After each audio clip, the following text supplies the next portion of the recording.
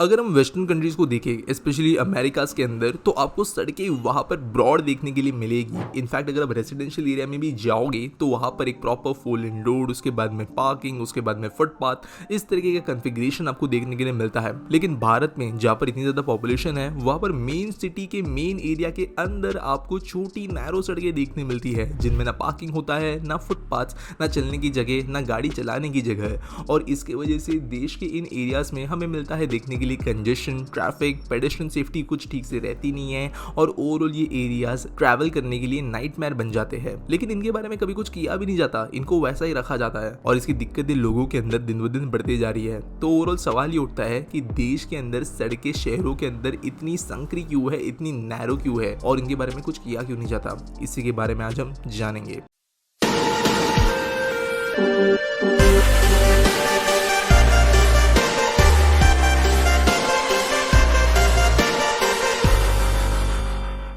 थोड़ा हमें कॉन्टेक्स्ट समझना पड़ेगा वेस्टर्न कंट्रीज और इंडिया के बीच में। अगर हम स्पेशली अमेरिकाज की बात करें तो ये काफ़ी नए नए बने हुए देश है। नए से मेरा मतलब ये है कि इनकी हिस्ट्री 400-500 साल के पहले जाती नहीं है। जबकि हम एशियन कंट्रीज़ की बात करें, हमारे इंडिया की बात करें तो यहाँ पर हमारी हिस्ट्रीज हज़ारों साल पुरानी जाती है, जहाँ पर हमारे पास ऐसे शहर है जो दसियों हज़ार साल पुराने हैं। लेकिन अमेरिका के अंदर ऐसा नहीं है, जिसकी वजह से एक बहुत बड़ा फ़ायदा इन कंट्रीज़ को मिला वो था लेटेस्ट जो आज हमारी दुनिया के अंदर ट्रेंड चल रहे हैं उसके हिसाब से प्लान करने के लिए। और यहाँ पे ट्रेंड से मेरा मतलब है ऑटोमोबाइल्स। दोस्तों 300 साल पहले आपके हिसाब से सबसे ज्यादा एफिशिएंट और यूज्ड मीडियम ऑफ ट्रांसपोर्टेशन क्या होता होगा? घोड़ा गाड़ी, बैलगाड़ी, ये चीजें? तो इसका जवाब है नहीं। बहुत रिसेंट तक, अराउंड 200 साल पहले तक सबसे ज्यादा widely used mode of transportation जो था वो था चलना, और वो भी ज्यादातर लोगों के लिए अकेला ऑप्शन बनता था। हालांकि ट्रेन वगैरह आ चुकी थी लेकिन वो वाइड स्प्रेड नहीं थी। इसकी वजह से ह्यूमन हिस्ट्री का ज्यादातर पार्ट जो बना है वो इंसानों के चलने के हिसाब से ही बनाया गया है। घोड़े वगैरह बहुत लंबे समय से इस्तेमाल किए जा रहे हैं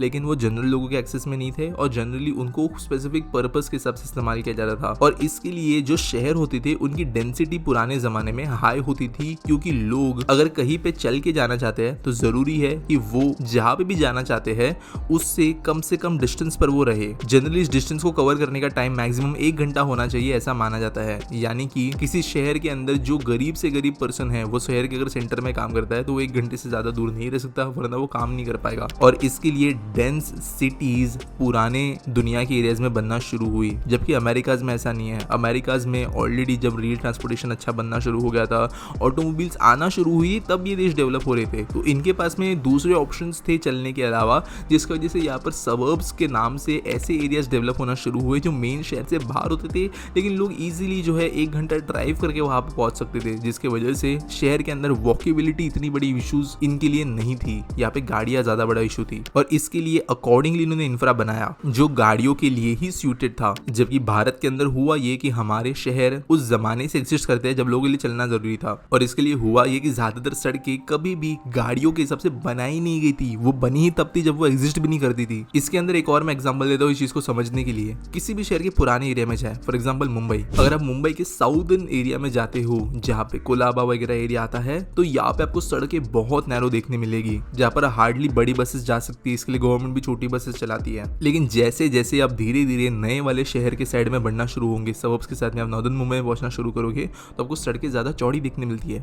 क्योंकि सदर्न मुंबई तब डेवलप हुआ जब कार्स इशू नहीं थी, कार्स की रिक्वायरमेंट इतनी नहीं थी, इसके लिए सड़कों का ब्रॉड होना भी जरूरी नहीं था, वो वैसी बनाई गई। लेकिन जब शहर धीरे धीरे लेट 20वीं सेंचुरी में डेवलप होना शुरू हुए, तब चौड़े सड़कों की नीड समझने लगी। और ये सबसे इंपॉर्टेंट फैक्टर है देश के अंदर सड़कें नैरो होने का, कि हिस्टोरिकली कभी भी चौड़ी सड़कों की जरूरत नहीं थी और शहर उसके हिसाब से डेवलप हुए। अब इसके अलावा भी कुछ रीजंस है जो देश के अंदर नैरो सड़कों को और अनयूजेबल बनाते हैं, वो भी समझ लेते हैं। पहली है पॉपुलेशन डेंसिटी। हालांकि जो नैरो सिटी रोड्स वाला इशू है वो इंडिया के लिए कॉमन नहीं है। यूरोप के भी अगर हम देशों को देखें तो यहाँ पर लंदन जैसे शहर, एम्स्टर्डम, ये कई शहर ऐसे हैं जहाँ पर उनको भी यही इश्यूज फेस करने पड़े, जहाँ पे इनकी भी ज्यादातर सड़कें बनी हैं उस जमाने में जब कार्स हुआ ही नहीं करती थी, जिसकी वजह से इनको भी प्रॉब्लम आती है। लेकिन यहाँ पे पॉपुलेशन डेंसिटी कम होने की वजह से इतनी ज्यादा कंजेशन हमें फिर भी देखने के लिए नहीं मिलती, जबकि भारत में ऐसा नहीं है और ज्यादा खराब बन जाता है स्पेस उसकी वजह से। तीसरा इशू है लैक ऑफ प्लानिंग। अब जैसे मैंने बात की लंदन, एडिनबर्ग, एम्स्टर्डम, इन जगहों पे भी सड़कें नैरो है, लेकिन वहाँ पे इतनी ज्यादा हमारे जितना केओस देखने क्यों नहीं मिलता फिर? क्योंकि वहाँ पे प्लानिंग बेहतर है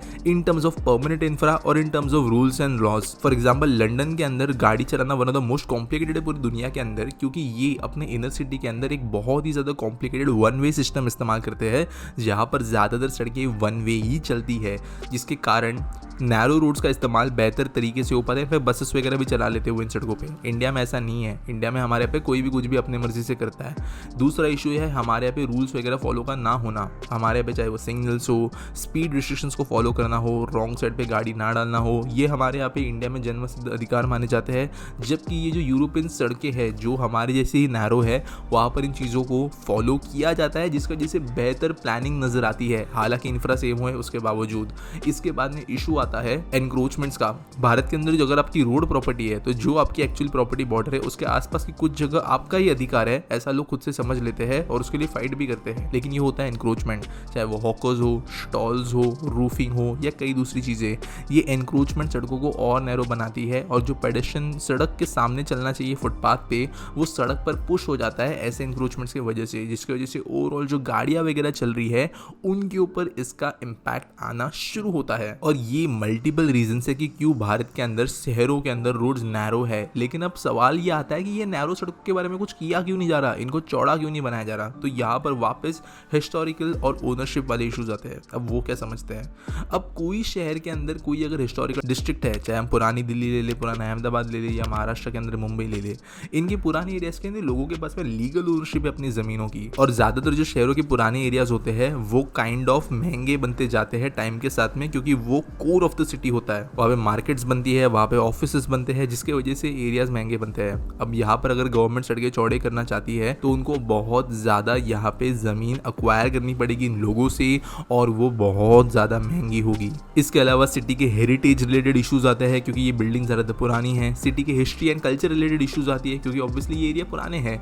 इसके अलावा गवर्नमेंट इतना खर्चा अगर करती भी है इन रोड्स को बनाने के लिए, तो वो बहुत बड़ा खतरा रखती है लोगों को रिस्ट्रिक्ट करने के लिए। और एक बात मैं आपको ये बता देता हूँ, ज़रूरी नहीं है कि हर सड़क को चौड़ा किया जाए। सड़कों को नैरो रखना भी एक हिसाब से अच्छी बात होती है, कहीं ना कहीं पर पेडेस्ट्रियन फ्रेंडली एनवायरनमेंट को रखने के लिए। इसकी वजह से भी सिटीज के अंदर शहरों के सड़कों को कई बार चौड़ा नहीं बनाया जाता। अगर गवर्नमेंट जबरदस्ती किसी एरिया के अंदर बहुत ही ज्यादा नीड है, अगर कोई चीज बना भी रही है, तो वहाँ पे ऑल्टरनेटिव्स ढूंढने पड़ेंगे लोगों से। यहाँ पे हम चाइना नहीं है कि प्रॉपर्टी राइट्स छीन ले। लोगों को प्रॉपर कॉम्पोजिशन देना है तो गवर्नमेंट को अपना बजट देखना है। और ऑनेस्टली कहे तो चीजों के अंदर ये डायरेक्टली चौड़ी सड़कें बनाना ऑप्शन नहीं बनता। ऑप्शन बेहतर बनता है, बेहतर जो एग्जिस्टिंग सड़कें हैं उनका मैनेजमेंट करना, जो कि हमारे देश के अंदर थोड़ा ज्यादा डिफिकल्ट लगता है हमें। और मे भी मैं इसके ऊपर वीडियो भी बनाऊंगा कि इंडियंस के अंदर डिसिप्लिन क्यों नहीं होता, लेकिन ये आगे की बात है। लेकिन यही चीजें जो है सड़कों को नैरो ही रखती है। उम्मीद करता हूँ आपको समझ में आया होगा ये पूरा इशू है क्या। अगर आपके पास कोई टॉपिक सजेशन है तो नीचे आप मुझे कमेंट्स में बता सकते हो जरूर, और मिलेंगे अगले वीडियो में।